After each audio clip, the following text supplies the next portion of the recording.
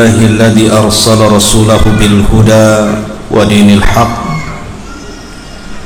ليظهره على الدين كله وكفى بالله شهيدا وكفى بالله وكيلا. أشهد أن لا إله إلا الله وحده ربي لا شريك له أشهد أن محمدا عبده ورسوله الذي لا نبي بعده أما بعد. Kita lanjutkan kajian kita masih membahas tafsir dari surah-surah pendek di dalam juz amma. Kita masih masuk ke suratul Insyiqaq pada ayat ke-7.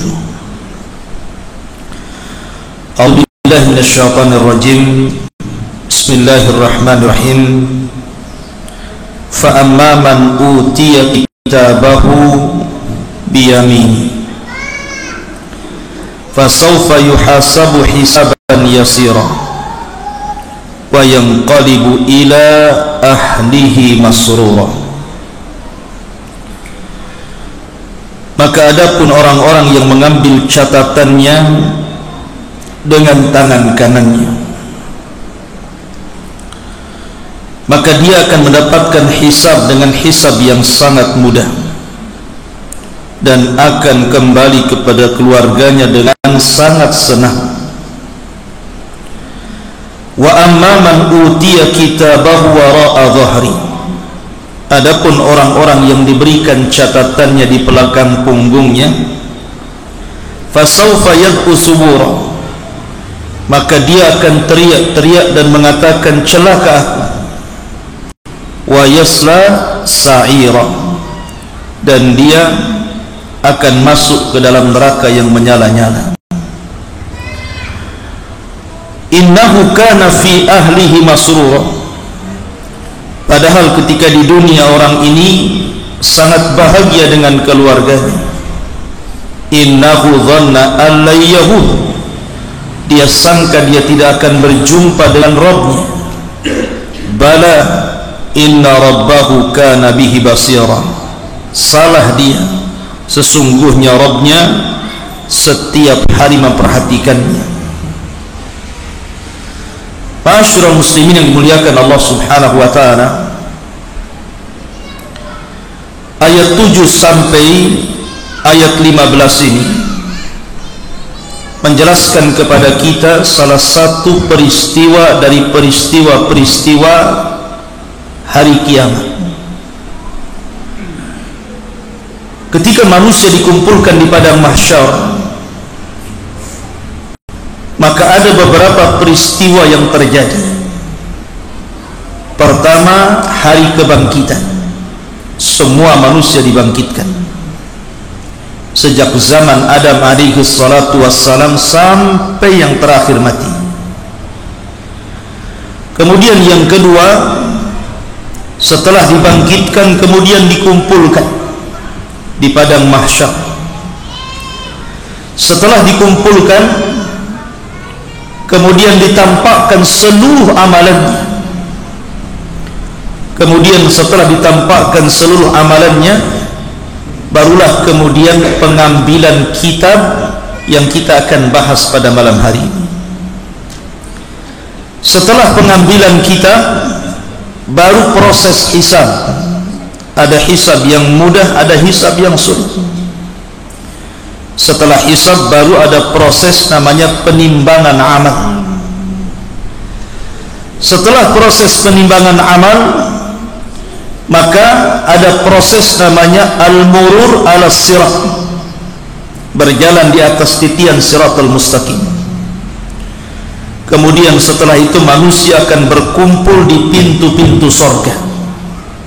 Maka yang terakhir ada proses jaza, balasan. Apakah dia layak masuk surga, apakah dia layak masuk neraka. Begitulah secara singkat proses-proses yang akan terjadi di padang mahsyar. Kita ambil salah satu peristiwa yang disebutkan di dalam ayat ini. Di sini Allah Subhanahu wa taala mengatakan ada orang-orang yang mengambil catatan kitabnya dengan tangan kanannya, dan mereka orang-orang yang beriman. ada juga orang-orang yang mengambil dengan catatan kiri, dengan tangan kiri, dan mereka orang-orang kafir. Dan ada juga yang mengambil catatannya dengan tangan kiri ke belakang punggungnya, dan mereka adalah orang-orang munafik. Karena di dunia ini manusia cuma terbagi tiga: kalau tidak mukmin, kafir; kalau tidak kafir, maka dia munafik, tengah-tengah orang-orang yang beriman dan orang-orang kafir.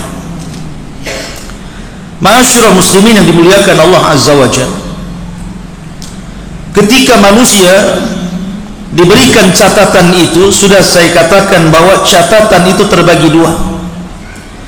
Ada catatan umum di mana seluruh umat dan nabi-nabinya memiliki catatan sendiri-sendiri.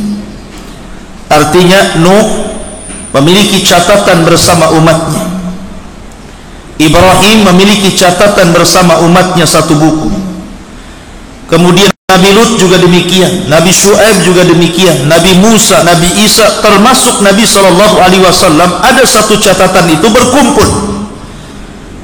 Semua catatan umat Rasul jadi satu, jadi satu buku, namanya catatan umum. Di sini Allah Subhanahu wa taala hendak membuka aib setiap orang dan hendak memberitahu kebaikan setiap orang. Karena dalam catatan itu ada Abu Bakar, ada Umar, ada Utsman, ada Ali, ada seluruh para sahabat, ada para tabi'in, ada para tabi'ut tabi'in, ada para ulama, ada para syuhada, orang-orang saleh, dan kita juga ada di situ. Dan itu akan dibaca di hadapan manusia. Ketika Abu Bakar Siddiq radhiyallahu anhu disebutkan kebaikannya, Umar disebutkan kebaikannya, Utsman disebutkan kebaikannya, Ali disebutkan kebaikannya, kemudian para ulama, kita pun disebutkan di situ. Sayangnya bukan kebaikan saja disebutkan, keburukannya pun disebutkan. Dan di situ kita akan dipermalukan oleh Allah Azza wa Jalla di hadapan manusia. Karena ketika itu la takhfa minhum khafiyah, tidak ada yang tersembunyi, semua nampak. Dan kekhususan pada hari kiamat itu, orang diberikan ingatan dengan ingatan yang sangat tajam. Di dunia mungkin Anda melakukan kesalahan 10 tahun yang silam, 15 tahun yang silam, atau mungkin 5 tahun yang silam, kita sudah lupa. Sudah lupa kita ini berbuat apa. Kita pernah menzalimi orang, kita lupa. Kita pernah menggibah orang, kita lupa. Kita pernah mengambil hak orang, kita lupa. Kita pernah bermaksiat, kita lupa. Tapi di akhirat tidak akan lupa. Kita akan diingatkan seluruh ingatan di dunia sejak kita akil balik sampai kita wafat. Menitnya, jamnya, harinya, bulannya, tahunnya, kita akan ingat. Sehingga tidak mungkin mengelak, karena itu harus disesuaikan dengan catatannya. Apalagi kemudian pada hari itu manusia tidak bisa mencari penolong lain di dunia. Orang ada kasus cari pengacara, tapi di akhirat pengacaranya saja butuh pengacara, lawyernya saja butuh lawyer di akhirat itu. Dan tidak ada lawyer di akhirat. Masalahnya saksinya terlalu banyak, dan tidak ada saksi seperti saksi dunia bisa dibayar. Karena saksi di akhirat itu semua makhluk Allah bersaksi. Bumi bersaksi akan kemaksiatan kita di atas bumi, sehingga Allah mengatakan yauma idzin tuhadditsu akhbaraha. Pada hari itu bumi akan menghabarkan seluruh kabar orang-orang yang pernah menginjaknya. Langit akan bersaksi, para malaikat Raqib dan Atid, dan para malaikat penyaksi kita akan bersaksi. Bahkan bukan hanya itu, anggota badan kita pun akan bersaksi. Yauma nakhtimu ala afwahihim wa tukallimuna aydihim wa tashhadu arjuluhum. Mulut dikunci, tangan bicara. Bukan hanya tangan, kulit ini bersaksi di hadapan Allah terhadap jasadnya. Sehingga kulit ketika bersaksi, jasad ini protes kepada kulit dan mengatakan lima syahidtum alaina. Kenapa kamu ikut-ikut bersaksi kepada jasadmu sendiri? Maka kulit mengatakan, antaqanallah, karena Allah yang buat aku bicara. Jadi pada hari itu la takhfa minhum khafiyah, tidak ada yang tersembunyi bagi dia dan bagi Allah Subhanahu wa taala. Dan kita harus mempertanggungjawabkan di situ. Tetapi orang-orang yang beriman, al jaza'u min jinsil amal, balasan itu disesuaikan dengan amalannya. Ketika dia mengambil catatannya, catatan yang kedua, maksudnya catatan khusus, setiap manusia punya catatan itu. Ketika dia membaca catatannya, kalau dia melewati kebaikan, maka akan bercahaya wajahnya. Tapi kalau seandainya kemudian dia membaca keburukan, maka akan berubah cahaya itu menjadi hitam, tetapi Allah tutupi dari orang-orang. Karena tidak mungkin dalam satu catatan itu semua baik, walaupun dia seorang yang beriman. Siapa yang tidak lepas dari kesalahan? Bukankah setiap anak Adam itu pasti berbuat salah? Tetapi sebaik-baik orang yang berbuat salah adalah bertobat, kata Rasulullah. Artinya tidak ada satupun catatan, walaupun dia mukmin pasti ada kejelekan, tetapi kan banyak kebaikannya. Kalau dia membaca kebaikan, wajahnya bercahaya. Dia baca kebaikan, bercahaya lagi, semakin terang, sehingga wajahnya kal qamari lailata badr, seperti bulan purnama. Tapi ketika dia lewat kepada catatannya, maka wajahnya berubah menjadi hitam, tapi Allah tutupi dari manusia, tidak tampak, karena dia orang beriman. Tapi orang-orang kafir, sudah catatannya berwarna hitam, kemudian dia membaca menjadi mukanya hitam, maka manusia sudah memandang, maka dia orang jahat. Dari sinilah Allah Subhanahu wa taala menggambarkan begitu bahagianya orang-orang yang beriman, sehingga ketika mengambil catatan dengan tangan kanannya, dia mengatakan, ha umqra'u kitabiyah, baca catatan saya, dengan bangganya, karena dia sudah tahu jalan dia ke surga. Tapi orang-orang kafir, dia enggan memegang catatannya, dia ingin melemparnya tapi tidak bisa, karena sudah tahu jalannya ke neraka. Ma'asyiral muslimin yang dimuliakan Allah Subhanahu wa taala, para ulama mengatakan bahwa ketika orang membaca catatan itu, disitulah perubahan fisik terjadi. Jadi kalau seandainya yang membaca orang yang beriman, pertama wajahnya akan bersinar, kemudian badannya akan membesar, sehingga tingginya 60 hasta dan lebarnya 7 hasta, persis seperti perawakan Adam alaihi salatu wassalam. Adam itu tingginya berapa meter? 30 meter, karena satu hasta itu setengah meter. Ini satu hasta, dari sini ke sini ini satu hasta. Satu hasta itu setengah meter, 2 hasta berarti 1 meter. Kalau 60 hasta berarti 30 meter. Kalau 7 hasta berarti 3 meter. 3 meter lebih.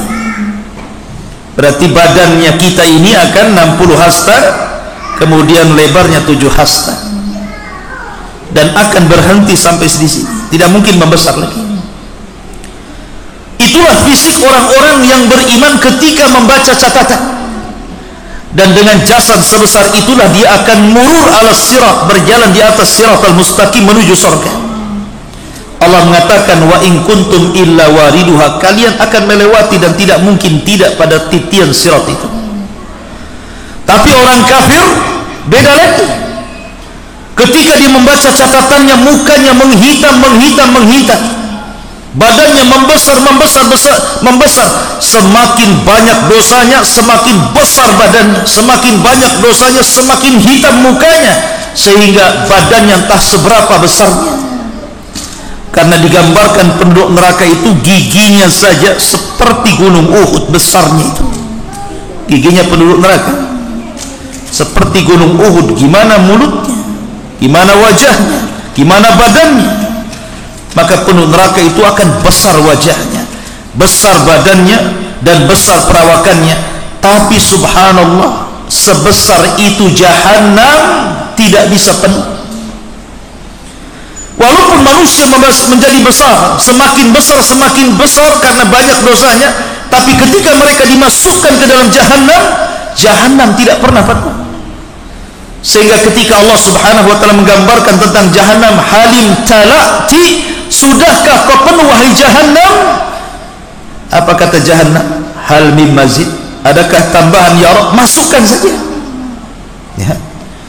Menunjukkan bahwa Jahannam itu neraka yang sangat besar. Ya. Ma'asyiral muslimin yang dimuliakan Allah Azza wa Jalla. Di sini Allah mengatakan, fa amma man utiya kitabahu biyamin, barang siapa yang mengambil catatannya dengan tangan kanannya, fasaufa yuhasabu hisaban yasira, maka dia akan mendapatkan hisab yang mudah. Manusia akan tinggal di padang mahsyar itu bukan sebentar. Khamsina alfasana, Allah sebutkan 50.000 tahun dalam kondisi berdiri, tidak duduk dan tidak berbaring. Kemudian matahari didekatkan di atas kepala 1 mil. Kemudian keringat bercucuran dan keringat itu menjadi kolam di sekitarnya. Ada yang tenggelam selutut, ada yang tenggelam sepusar, ada yang tenggelam sedada, ada yang tenggelam sampai ke lehernya, sesuai dengan kadar amalan. Dan dia akan berada di situ selama 50.000 tahun. Disinilah kenapa alasannya penduduk Mauqif itu tidak mungkin duduk, karena kalau duduk tenggelam dengan keringatnya, apalagi berbaring. Maka kondisi mereka hanya berdiri, ya yauma yaqumun nasu li rabbil alamin, pada hari manusia berdiri di hadapan Rabbnya semesta alam.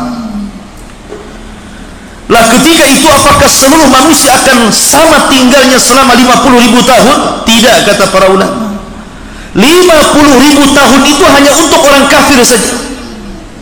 Karena orang-orang yang beriman, ada di antara mereka yang tidak dihisab, ada yang di antara mereka tidak diazab. Seperti hadis Nabi SAW, ketika dia bermimpi kemudian ditampakkan sebelah kanannya umatnya yang begitu banyak. Tiba-tiba Rasul mengatakan, apakah itu umatku? Maka Jibril mengatakan, bukan, itu Nuh, itu Musa dan kaumnya, itu umatnya Musa dan kaumnya. Ketika Nabi SAW melihat ke arah lain, rupanya ada umat yang jauh lebih banyak dibandingkan umat Musa. Maka dikatakan, nah itulah umat nanti pada hari kiamat, umat Islam, umat terbanyak. Kemudian dikatakan kepada Nabi SAW, minhum, di antara mereka umatmu itu ada 70 alfan yadkhulunal jannah bighairi hisabin wala adzab. Di antara mereka ada 70.000 orang yang tidak akan disentuh hisab dan tidak akan diazab, direct masuk surga. Maka orang ini tidak pernah tinggal di padang mahsyar kecuali hanya lewat. Karena orang-orang yang tinggal di padang mahsyar itu untuk melakukan proses hisab. Nah ini nggak dihisab, nggak diazab, direct lah masuk surga. Tapi ada orang-orang yang dihisab, ada yang hisabnya mudah sehingga prosesnya cepat, ada yang hisabnya sulit sehingga prosesnya lambat. Yang hisabnya mudah, dia tidak akan tinggal lama di padang mahsyar. Tapi yang hisabnya sulit, boleh jadi mereka akan bersama dengan orang-orang kafir selama 50.000 tahun berdiri mencari peradilan Allah Subhanahu wa ta'ala.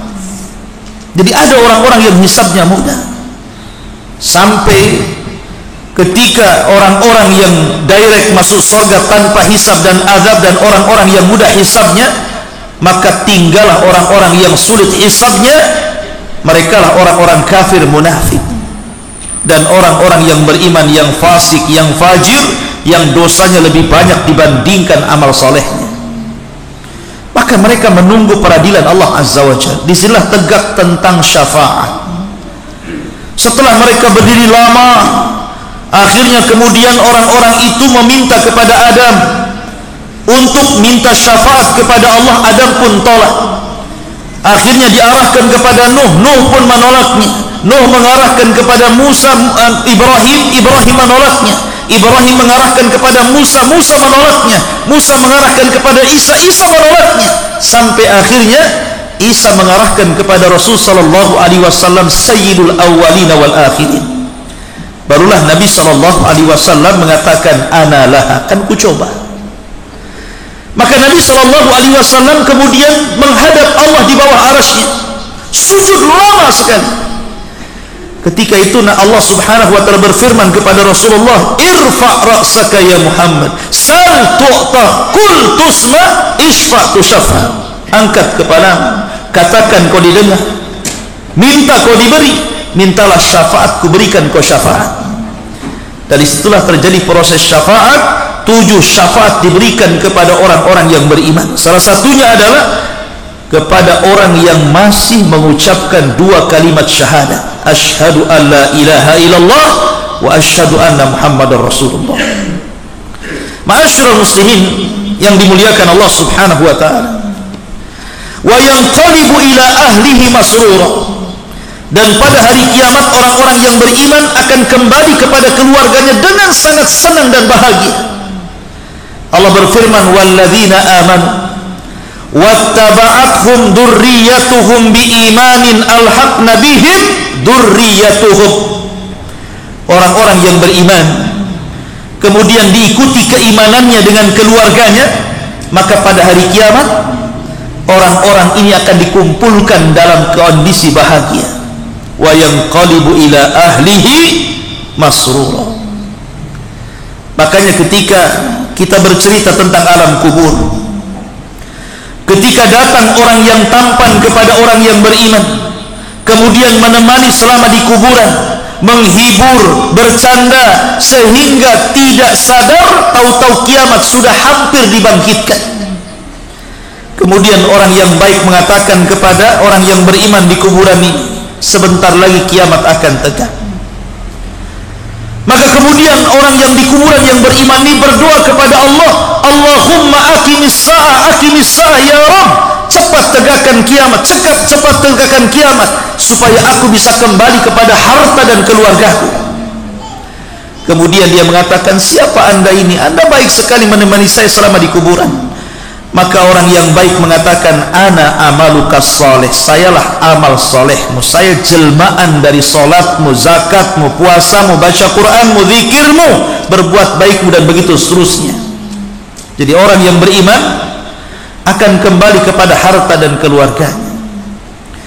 Karena orang-orang yang beriman, dia tidak pernah membangun keluarganya di dunia, dia tidak pernah membangun rumahnya di dunia, dia tidak pernah membangun kemewahannya di dunia. Orang-orang yang beriman, dia bangun rumahnya di akhirat, dia beli tanahnya di akhirat, dia beli tamannya di akhirat, sehingga ketika dia sedang sakaratul maut, dia ingin segera berjumpa dengan rumah, tanah, taman, dan seluruh keluarganya. Kenapa? Karena tidak ada beban di dunia. Tapi orang-orang yang membangun rumahnya di dunia, usahanya di dunia, kendaraannya di dunia, sama sekali dia tidak memberikan dan menyisihkan untuk akhiratnya, maka saat detik wafatnya orang ini benci kematian, karena dia akan meninggalkan keluarga, harta, pangkat, jabatan, anak-anak, sehingga dia benci dengan kematian. Ma'asyiral muslimin yang dimuliakan Allah Azza wa Jalla. Kemudian Allah mengatakan, wa amman utiya kitabahu wara'a dhahri. Adapun orang-orang yang diberikan catatannya di belakang punggungnya, orang-orang kafir, orang-orang munafik, fasaufa yad'u thubura, dia pun berteriak, celaka aku. Baru sadar dia. Orang itu terkadang sadar setelah mati, nggak ada guna.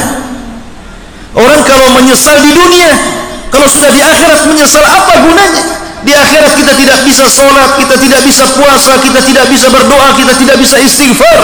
Yang ada di akhirat itu mempertanggungjawabkan semua amalan.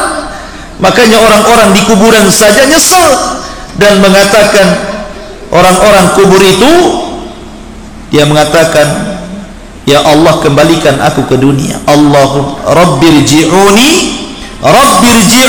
ya Allah, kembalikan aku, la'alli a'malu salihan fima tarak, agar aku bisa mengamalkan amalan saleh terhadap yang aku luputkan selama di dunia. Tapi Allah mengatakan, kalla, sekali-kali tidak mungkin. Innaha kalimatun huwa qailuha, itu kan hanya hayalanmu saja. Yang lain mengatakan, laula akhartani ila ajalin qarib, la asaddaqa wa akum minas salihin. Ya Allah, kalau engkau bangkitkan aku ke dunia sedetik saja, ku infakkan semua hartaku. La asaddaqa wa akum minas salihin, dan saya akan berkawan dengan orang-orang saleh. Tapi mustahil. Ya, ini orang jahat menyesal. Orang baik ingin kembali ke dunia saja tidak bisa, apalagi orang jahat. Sampai Abdullah bin Haram, ketika dia diajak bicara oleh Allah Subhanahu wa taala setelah kematiannya, Allah berfirman kepada Abdullah bin Haram, tamanna ya abdi, minta sesuatu kepadaku wahai hambaku. Maka Abdullah bin Haram mengatakan, ya Rabb, berikanlah kepadaku kehidupan 2 kali di dunia, supaya aku bisa berjihad kembali, kemudian mati syahid kedua kalinya. Tapi Allah mengatakan mustahil orang mati hidup lagi. Ini orang baik nggak bisa kembali ke dunia, gimana orang jahat, kan begitu ya. Maka ikhwatu fillah, penyesalan itu tidak mungkin dilakukan di akhirat. Sebagaimana orang kafir mengatakan, fasaufa yad'u thubura, dia pun berteriak celaka aku, wa yasla sa'ira, dan dia akan diancam dengan neraka yang menyala-nyala. Innahu kana fi ahlihi masrura. Orang-orang kafir ini di dunia dia senang dengan keluarganya. Disinilah kebalikannya. Kalau orang-orang yang beriman, kesenangan dengan keluarga itu bukan di dunia, karena pasti orang yang beriman keluarganya pasti diuji Allah Subhanahu wa taala. Tapi orang-orang kafir terbalik, justru kesenangan mereka dengan keluarga itu di dunia, dan di akhirat akan dicerabaikan Allah Subhanahu wa taala. Sehingga Rasul mengatakan, ad-dunya sijnul mu'min wa jannatul kafir. Dunia ini penjara bagi orang-orang yang beriman, tapi surga bagi orang-orang kafir. Ketika ada orang Yahudi yang miskin, yang fakir, yang kere, datang kepada Imam Ibnu Hajar al-Asqalani, salah seorang ulama Syafi'i, pengarang kitab syarah Sahih Bukhari Fathul Bari, pengarang kitab Riyadhus Shalihin, Bulughul Maram, dan banyak karyanya. Bulughul Maram Imam Nawawi, Riyadhus Shalihin karya Imam Nawawi, Bulughul Maram maksud saya. Jadi Imam Ibnu Hajar ini datangi seorang Yahudi fakir. Ketika itu Ibnu Hajar sedang dimuliakan di pasar, pakai kendaraan mewah, pakai baju kerajaan, digaji kerajaan karena dia qadhi di Mesir. Tiba-tiba orang Yahudi fakir mengatakan, ya Imam, bukankah dalam agamamu, maksudnya dalam agama Islam, nabimu pernah bersabda, ad-dunya sijnul mu'min wa jannatul kafir. Dunia ini penjara bagi orang yang beriman dan surga bagi orang kafir. Kenapa pula saya tidak pernah mengalami kebaikan seperti Anda? Dalam pandanganmu saya ini kafir, harusnya saya yang senang. Dalam pandanganmu Anda ini mukmin, harusnya penjara. Kenapa Anda senang, saya susah? Kata Ibnu Hajar al-Asqalani rahimahullah tadi yang mengatakan, adapun dengan kesenangan yang saya miliki, memang saya digaji pemerintah, saya diberikan fasilitas pemerintah, diberikan gaji pemerintah, baju bagus, kendaraan bagus, tetapi dunia masih penjara bagi saya. Saya belum bisa lepas sholat, saya harus tetap sholat. Saya belum bisa lepas puasa, saya harus tetap puasa. Saya harus tetap sedekah, zakat, zikir, baca Quran, mengajar, talabul ilmi. Saya tidak bisa meninggalkan itu semuanya, karena seorang mukmin tidak mungkin kenyang untuk beramal soleh sampai kedua kakinya masuk ke dalam surga. Tapi dirimu sesusah ini di dunia, kamu masih surga dibandingkan dengan akhirat yang menunggumu dengan api yang sangat besar yang akan melahapmu. Bersyukurlah kau masih hidup di dunia. Dunia surga bagimu. Kalau kamu mati masuk neraka lebih payah daripada sekarang kau hidup di dunia. Tapi diriku dibandingkan dengan surga, kenikmatanku ini nggak ada apa-apanya. Ya. Dari sini ma'asyiral muslimin, bahwa orang-orang kafir itu Allah berikan istidraj dalam kehidupan dunia. Jadi jangan sedih kalau antum melihat ada orang kafir, kerjanya bagus, gajinya besar, rumahnya gedong, kendaraannya bagus, istrinya cantik, anak-anaknya banyak, tidak ada masalah, bahagia terus, jalan ke sana kemari, tidak perlu sedih. Kenapa? Karena Allah mengatakan innahu kana fi ahlihi masrura. Ketika di dunia orang-orang kafir diberikan kesenangan, tapi kesenangan mereka hanya sebatas istidraj. Wa umli lahum inna kaidi matin. Kami biarkan mereka senang sampai pada waktunya kami adab. Hatta idza farihu bima utu akhadnahum baghtah. Sampai ketika mereka bersenang-senang dengan apa yang kami berikan dari kehidupan dunia, mereka tidak sadar, tiba-tiba kami adab mereka sekonyong-konyong secara tiba-tiba. Istidraj. Tapi keluarga orang-orang yang beriman pasti ada ujian. Terkadang ujian itu beruntun, ikhwan. Anda harus sabar. Ya. Anda harus sabar, karena keluarga yang beriman itu pasti diuji. Nggak diuji orang tuanya, diuji istrinya. Nggak diuji istrinya, diuji suaminya. Nggak diuji suaminya, diuji anak-anaknya. Nggak diuji semuanya, diuji ekonominya, diuji kesehatannya. Orang yang beriman pasti diuji. Sehingga ketika orang yang beriman ini berjalan di permukaan bumi, kemudian ujian terus beruntun kepadanya sampai dia keluar dari bumi, sudah tidak ada kesalahan lagi. Karena ada dosa itu yang tidak bisa diampuni dengan istighfar, hanya bisa diampuni dengan kesabaran, dengan ujian. Sebagaimana ada surga itu tingkatan-tingkatan tertentu tidak bisa kita capai dengan sholat, zakat, puasa, haji, hanya bisa dicapai dengan kesabaran. Dan sabar itu tidak mungkin terjadi kecuali ada ujian. Dan Allah katakan innama yuwaffas sabiruna ajrahum bighairi hisab. Allah katakan sesungguhnya kami cukupkan pahala orang yang sabar tanpa batas. Sabar itu pahalanya luas. Beda dengan sholat ada nominalnya, beda dengan zakat ada nominalnya, beda dengan baca Quran ada nominalnya. Tapi sabar tidak ada nominalnya, saking banyaknya pahala orang yang bersabar itu. Innahu dhanna an la yahur. Orang-orang kafir itu mereka sangka mereka tidak akan berjumpa dengan Allah. Makanya kenapa orang-orang kafir itu hidupnya kayak binatang, tidak diperintah dan tidak dilarang, kan? Seolah-olah tidak ada larangan kepada mereka dan tidak ada perintah kepada mereka, sama dengan binatang. Karena apa? Karena memang Allah Subhanahu wa ta'ala berikan kesenangan kepada mereka. Allah berikan kesenangannya cash di dunia, tetapi dia tidak akan mendapatkan kesenangannya di akhirat. Makanya ketika orang-orang kafir dibangkitkan pada hari kiamat, dia berteriak-teriak dan mengatakan wa qalal insanu malaha. Orang-orang kafir berkata, malaha, ada apa ini? Dalam surah Yasin, ya wailana man ba'athana min marqadina. Celaka diriku, siapa yang membangunkan aku dari tidurku ini? Tapi orang-orang yang beriman hanya tersenyum dan mereka mengatakan hadza ma wa'adar rahman wa sadaqal mursalun. Inilah janji Ar-Rahman kepada kalian dan benarlah ucapan para rasul. Kemudian Allah katakan bala inna rabbahu kana bihi basir. Orang kafir itu tidak menyangka bahwa mereka setiap hari diperhatikan Allah. Allah maha melihat, Allah maha mendengar, Allah maha mengetahui.